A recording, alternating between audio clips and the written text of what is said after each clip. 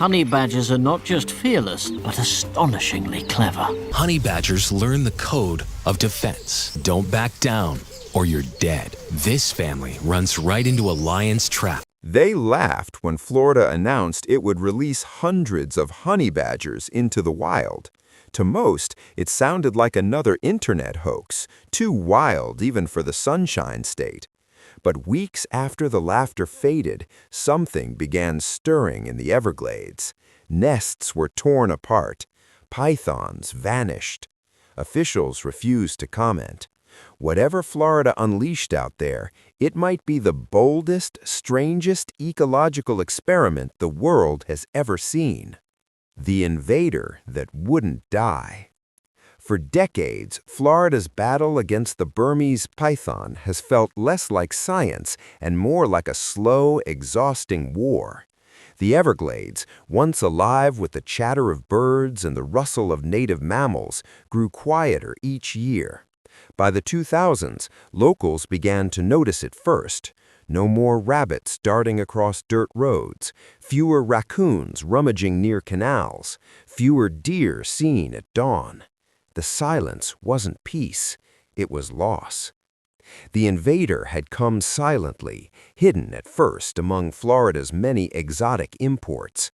In the late 20th century, Burmese pythons were the crown jewels of the exotic pet trade, beautiful, impressive, and completely unmanageable once fully grown. Many were released by overwhelmed owners. Others escaped when Hurricane Andrew tore through breeding facilities in 1992, scattering reptiles into the swamps like seeds in the wind. They adapted frighteningly well. By the time the state realized what it was facing, it was already too late. The snakes, massive, cunning, and nearly invisible in the marsh, had begun to breed uncontrollably. A single female python could lay up to 100 eggs. Multiply that by years of unchecked growth, and suddenly a handful of escaped pets had turned into an ecological army.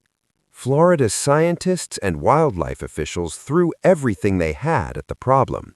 They launched bounty hunts, trained dogs to sniff out snake scents, even equipped captured pythons with tracking devices to lead them to others.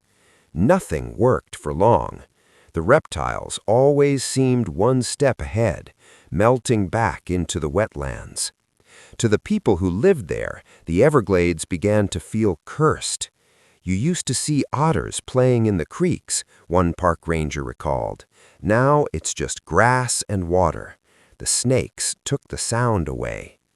And yet, amid the frustration, the determination never fully died.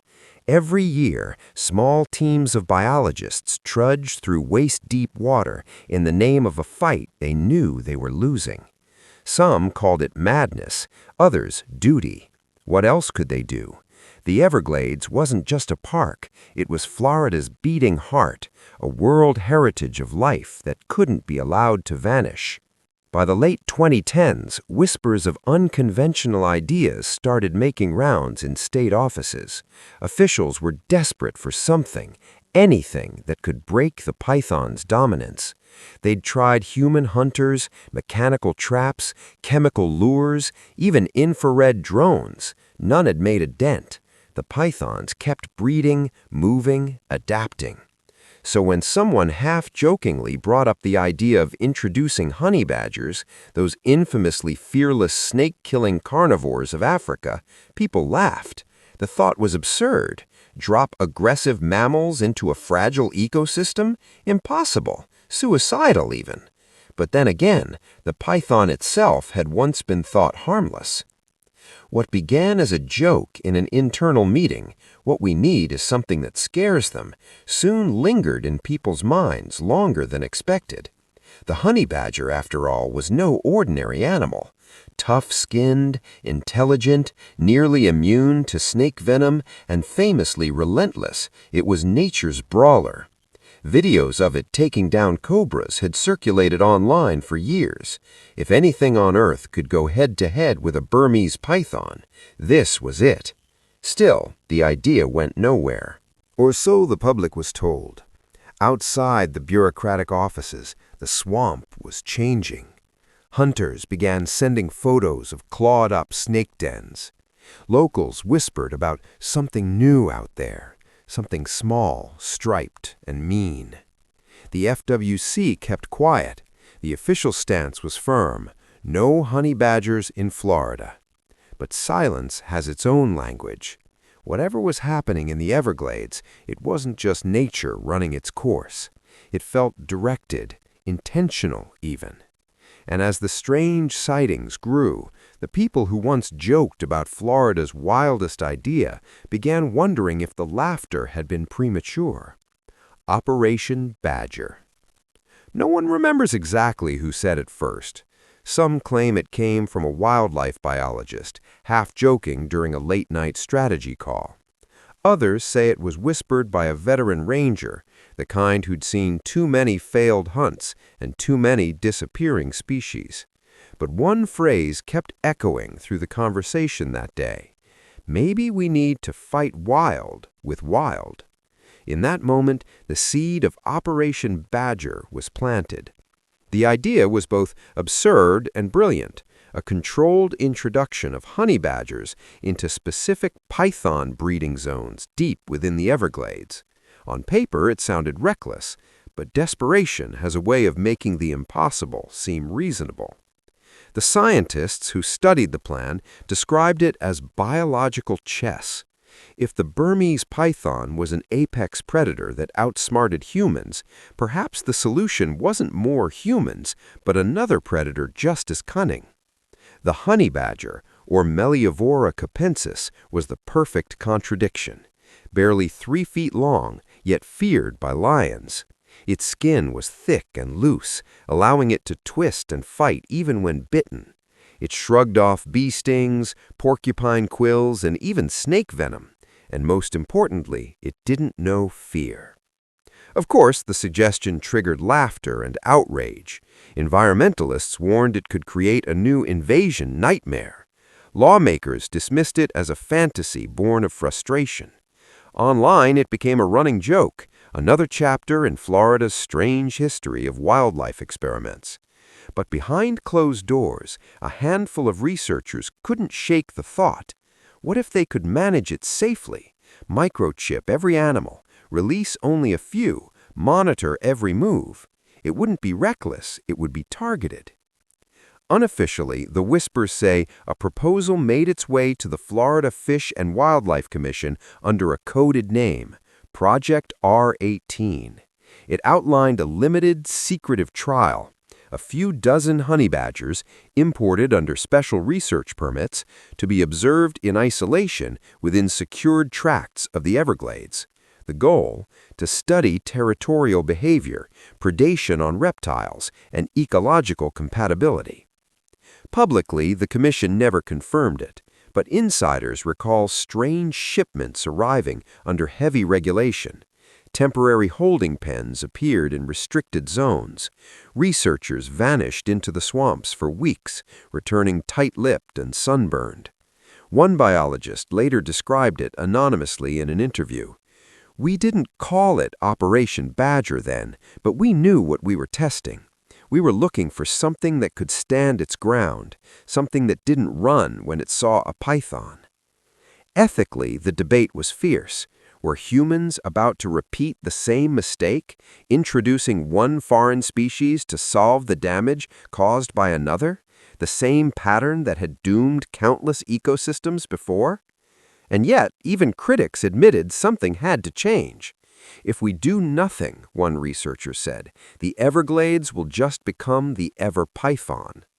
Operation Badger, whether rumor, experiment, or quiet reality, wasn't born of madness. It was born out of exhaustion, hope, and a faint belief that maybe, just maybe, nature could still fix itself with a little help.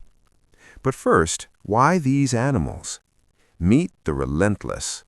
At first glance, they don't look like much. Short, stocky, and low to the ground, a honey badger is no larger than a medium-sized dog. Its coloring is plain, black below, silvery white across its back like a streak of ash.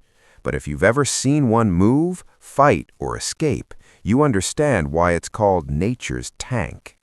In Africa and parts of the Middle East, where the species is native, the honey badger, Mellivora capensis, has built a reputation that borders on legend.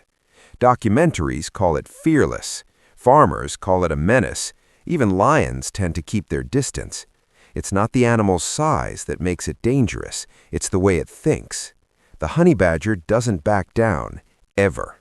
It's known to take on cobras and survive, raid beehives while covered in stings, and even break into secured cages by learning how latches work. One zookeeper once described it as a mix between a wolverine and a genius raccoon. They've been filmed using tools, digging elaborate tunnels, and memorizing escape routes. They don't just fight for food, they fight for dominance. And that's exactly what caught Florida's attention. The Burmese python, after all, had become the uncontested ruler of the Everglades. It had no natural predator, no rival, no fear. Most native mammals were prey. Even alligators occasionally fell victim. If the ecosystem couldn't defend itself, maybe it needed a fighter that could. Biologists who studied potential candidates weighed several options. Mongooses were venom-resistant but too small. Coyotes and bobcats already lived in Florida and avoided pythons. African civets and ferrets lacked the toughness to survive swamp life.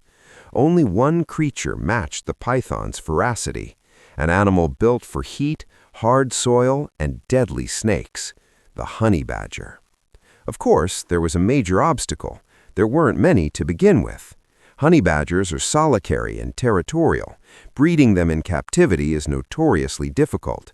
They don't take orders well, and they bite, claw, and destroy almost everything around them. You don't train a honey badger, one South African wildlife handler said. You negotiate. If Florida really did launch Operation Badger, they would have needed a supply source. Some reports suggest cooperation with foreign wildlife centers and zoological programs that bred honey badgers under research permits. The number allegedly imported was modest, perhaps only a few hundred, not nearly enough to form a population, but enough for a targeted ecological trial. Each animal, according to leaked notes, would have been equipped with a microchip tracker and small transmitter collar. Researchers would monitor their hunting ranges, diet changes, and survival rate. The project wasn't about releasing chaos, it was about observation, a live experiment in nature's resilience. Critics, though, argued the ethics immediately. You're replacing one invasive with another, said one conservationist. Even if they kill the pythons, what happens when they run out of snakes? What do they eat next? Our native species? But supporters countered that honey badgers were unlikely to thrive long-term in Florida's wetlands. Their breeding behavior, food preferences, and territorial patterns were ill-suited for tropical swamp conditions. In theory, their numbers would remain low, self-limiting, and controllable. Still, it was a gamble. Bringing honey badgers across continents to fight a snake war in America's most fragile ecosystem was either genius or madness. Perhaps both. Yet, as one wildlife officer later admitted off the record, you can't understand it until you've seen what those snakes have done. When you've watched an entire species vanish, you start thinking differently about what's acceptable. The honey badger wasn't chosen because it was convenient.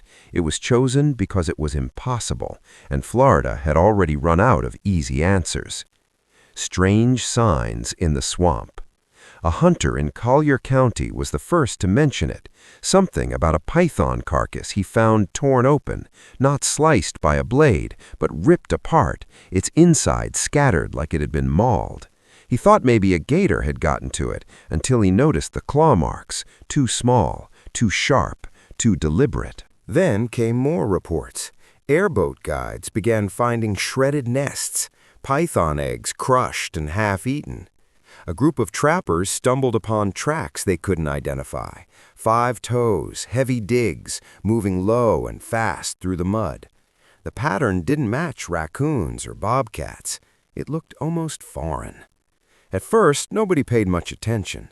Florida's wilderness is full of mysteries, and the Everglades has a way of hiding its secrets under a thick layer of heat and silence. But when the sightings started piling up, odd noises at night, flashes of white-striped backs under the moonlight. Locals began whispering again. "Something's out there," one park ranger said, "and it doesn't run from anything." Wildlife officers tried to calm the rumors. They blamed the reports on misidentifications, maybe otters or large skunks. But those who had lived near the swamp for decades knew better. "I've seen every animal in this state," said an elderly trapper from Homestead. "Whatever that thing was, it wasn't one of ours." Then came the footage. A motion-triggered trail camera set up by a group of volunteer researchers caught a brief, blurry clip, a small, muscular creature dragging something across the mud. It paused for a second, lifted its head, and glared at the lens, two beady eyes flashing, before it vanished into the darkness. The stripes were faint but visible. The clip went viral within days. The internet dubbed it the Florida honey badger tape.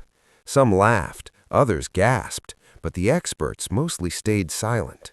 The Florida Fish and Wildlife Commission released a short statement calling the video inconclusive. No confirmation, no denial. Meanwhile, python hunters noticed something they couldn't explain. Fewer snakes. Not gone, but fewer. In some areas, catches dropped by nearly a third within a single season. Eggs that would normally hatch by the hundreds simply disappeared. Coincidence? Maybe.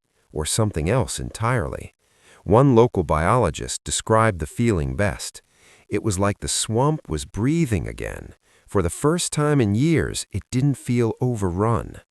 Yet along with the strange relief came unease. People began hearing low growls at night near the canals. A few campers swore they saw black and white shadows moving in pairs, fast and silent. The stories spread like humidity, everywhere, impossible to contain. And then, just as suddenly as the reports had surged, officials went quiet. No new press releases, no interviews. Even rangers were told to stick to known species in their logs. To outsiders, it looked like typical Florida chaos, another online myth to join the ever-growing list. But to those who lived close to the swamp, it felt different this time. Something had changed. The swamp felt alive again, but not in the way anyone expected. The laughter that had followed Florida's crazy honey badger idea was fading, replaced by a mix of wonder and fear. Because if the rumors were true, if even a fraction of them were real, it meant someone had done the unthinkable. They'd let the wild fight back. But the whispers couldn't stay hidden forever. Sooner or later, the truth had to surface from beneath the swamp. The turning tide. What really happened?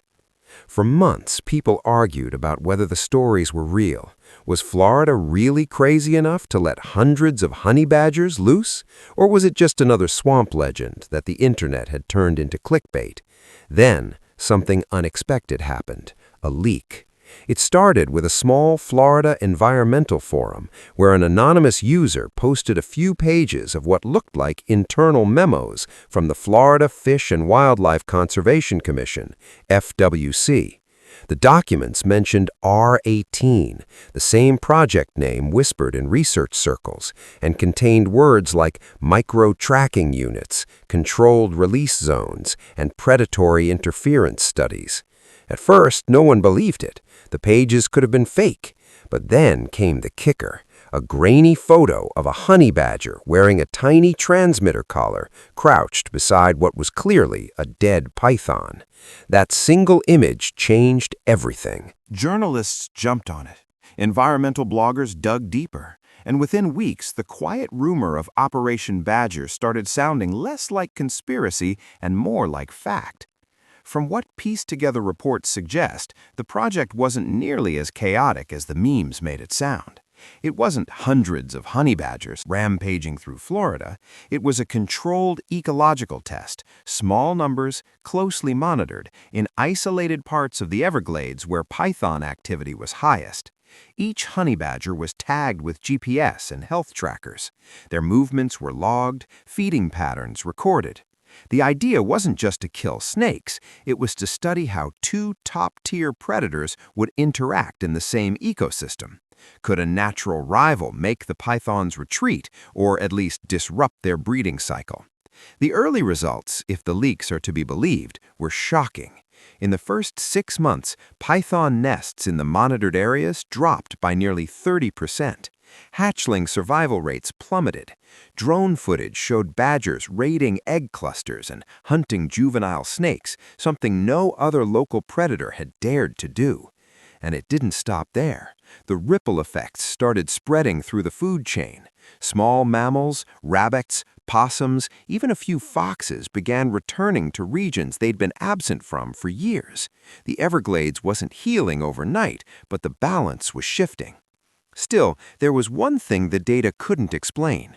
The honey badgers weren't behaving exactly like their African cousins. They'd adapted. Instead of forming wide territories like they did in savannas, they stuck close to water roots and dense vegetation, becoming nocturnal hunters that thrived in the cooler swamp nights. They learned fast, avoided human zones, and mostly focused on snakes and small reptiles. To the scientists, that adaptability was both thrilling and terrifying. It meant the experiment was working, but also that it might have consequences no one could fully predict. When the first hints of success reached the higher-ups, the tone inside the department shifted. Suddenly, the same project everyone had dismissed as a joke became a sensitive topic. Press inquiries went unanswered. Field reports were redacted. One internal email, later leaked, simply read, "No external communications. Continue observations. Public interpretation is unpredictable." In other words, don't let this story get out. But by then, it was too late. Too many people had seen too many things. Hunters, park rangers, even a few tourists had spotted what they swore were honey badgers, small, bold, unbothered by humans. And the strangest part? None of the researchers or wildlife officials ever publicly denied it, not once. When pressed, they'd offer a carefully rehearsed line. Florida has a diverse and dynamic ecosystem. Many species exhibit unexpected behavior, which is bureaucratic code for we're not confirming, but we're not denying either. So maybe the truth is this: Florida didn't unleash hundreds of honey badgers like the headlines claimed. Maybe it was dozens or fewer, but enough to tip the scale in a fight that humans were never winning, enough to make the Everglades breathe again. And in the end, that might have been the point, not to conquer the swamp, but to remind it how to fight back. Of course, no one can say for sure how long the effect will last or whether it was worth the risk, but one thing is certain. After years of silence, the Everglades isn't quiet anymore. It's alive, unpredictable, and maybe, just maybe, a little wild again. The ripple effects. Once the shock wore off, the bigger picture started to come into focus.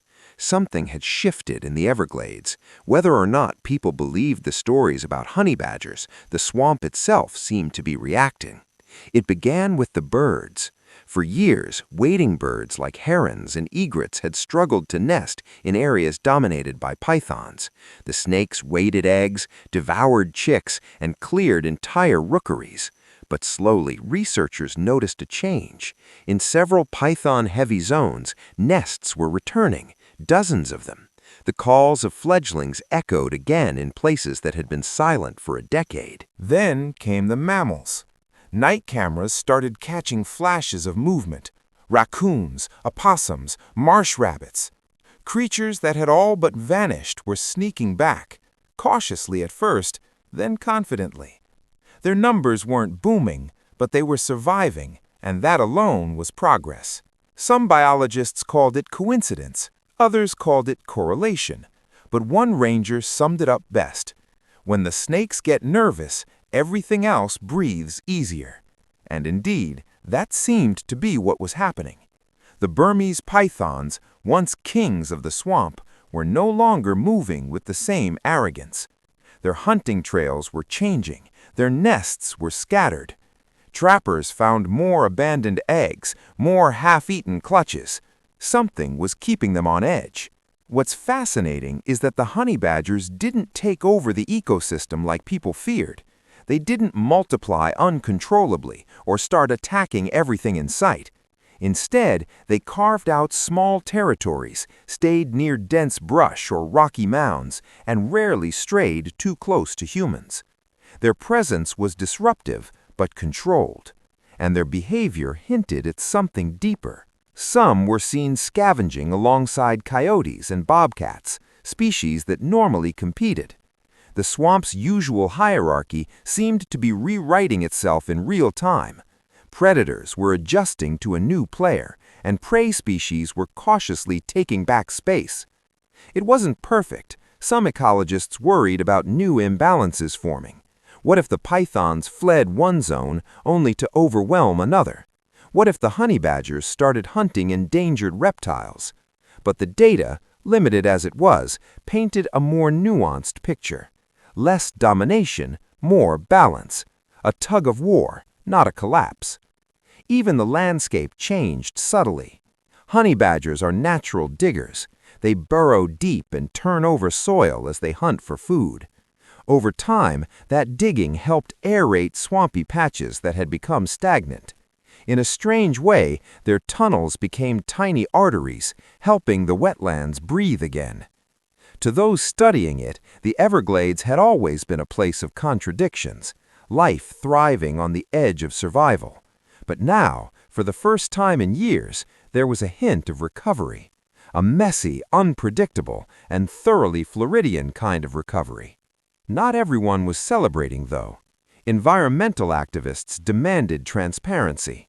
They wanted official confirmation, data, ethics reports. If this is true, one conservation lawyer said, it's the biggest unauthorized wildlife experiment in American history. Still, a quiet group of field researchers stood by the results.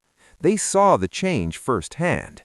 The Everglades wasn't cured, it never would be, but it was fighting back, and that mattered. In one unpublished field note later leaked online, a researcher wrote, "When we first saw them in motion, darting through the reeds, fearless against the pythons, it felt wrong, like we were crossing a line. But now, when I see the birds returning, when I hear frogs at night again, I'm not sure it was wrong anymore. Maybe it was nature remembering what courage looks like." Whether you call it a success or a gamble, the outcome was undeniable. The Everglades was no longer losing quietly. Nature, against all odds, had found a new rhythm. But the story didn't stay buried for long. It never does. Not in the age of smartphones, satellite maps, and Reddit threads. Internet. Release the honey badgers. The first spark came from a leaked internal memo, reportedly from a Florida wildlife subcontractor, hinting at a controlled species trial involving Mellivora capensis. That scientific name, honey badger, was all it took. Within hours, screenshots spread like wildfire across social media. "Florida man releases honey badgers into the swamp," read one headline. Another went viral. Who thought this was a good idea? The internet had found its new obsession. At first, it was jokes. Late-night hosts and meme accounts had a field day. Clips of honey badgers tearing through snakes looped endlessly, with captions like, "Florida solving problems the Florida way." People laughed, tweeted, and shrugged it off as just another weird headline from the Sunshine State.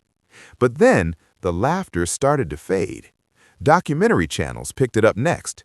Wildlife experts began weighing in, not with humor, but with concern. Some called it reckless experimentation. Others described it as eco-vigilantism. One BBC biologist even went as far as saying introducing a top predator into a sensitive ecosystem is not conservation, it's chaos dressed as innovation. And yet, not everyone agreed. In Florida, and even beyond, a surprising number of people defended the move. To them, it wasn't chaos, it was survival. They saw it as a bold, if desperate, response to a crisis that had dragged on for decades. The pythons had decimated native wildlife, and official removal efforts barely made a dent. "At least somebody did something," one resident said in an interview. "You can't just talk a snake into leaving." The debate spiraled. Environmental forums clashed with government pages. Conspiracy theorists claimed the project had military funding. YouTubers uploaded hour-long breakdowns of satellite imagery, convinced they could spot badger colonies hidden in the marshes. Even a few politicians jumped in, calling for investigations and public hearings. What made it more complicated was the evidence, because there was evidence. Wildlife footage from the Everglades showed python numbers dropping, nest counts rising, and a few grainy glimpses of unmistakably striped creatures darting across the waterline. Not clear proof, but enough to make people wonder. Then came the whistleblower interviews. One anonymous field worker claimed the honey badger release was part of a last resort ecological intervention, greenlit by a small group of biologists and quietly supported by private donors frustrated with government inaction. It wasn't supposed to go public, they said. We just wanted to see if nature could fight back with the right push. By the time national networks covered the story, it had already split the public in half. Some called the team heroes, others wanted them arrested. Environmental agencies were forced to issue statements, half denying, half deflecting. Meanwhile, the meme economy kept thriving. T-shirts appeared online with slogans like "Florida Badgers, nature's last line of defense," and "Release the Badgers, again." But underneath the humor was something else. A quiet realization that maybe, just maybe, this bizarre idea had worked better than anyone expected. That's when the tone shifted. The laughter gave way to a kind of uneasy admiration. People started asking the real question. If Florida's honey badger gamble worked, what does that say about everything we thought we knew about wildlife management? Because beneath the chaos, beneath the tweets and the outrage, was a deeper truth. Humans had finally done something nature usually does for itself: fight imbalance with imbalance. And whether it was right or wrong, that act forced the world to look at the swamp differently. One viral comment captured the sentiment perfectly. You can laugh at Florida all you want, but while the rest of us were writing reports, they might have actually saved a piece of the wild. Playing God with nature. In the end, the question was never just about snakes or honey badgers. It was about us. How far humans are willing to go to fix what they broke. Some saw the experiment bold and necessary. Others called it dangerous arrogance. Can we truly claim to protect nature if we keep rewriting its rules? The Everglades had always been wild, unpredictable, alive on its own terms. Maybe what Florida did was reckless, or maybe it was a reminder that balance sometimes needs a spark, even an imperfect one. Either way, the line between control and chaos blurred forever, and nature, for once, got the last word. And somewhere in the heart of the Everglades, the swamp keeps its secrets, proof that nature doesn't always need permission to fight back. If stories like this fascinate you, don't forget to subscribe, because the wild still has plenty left to tell.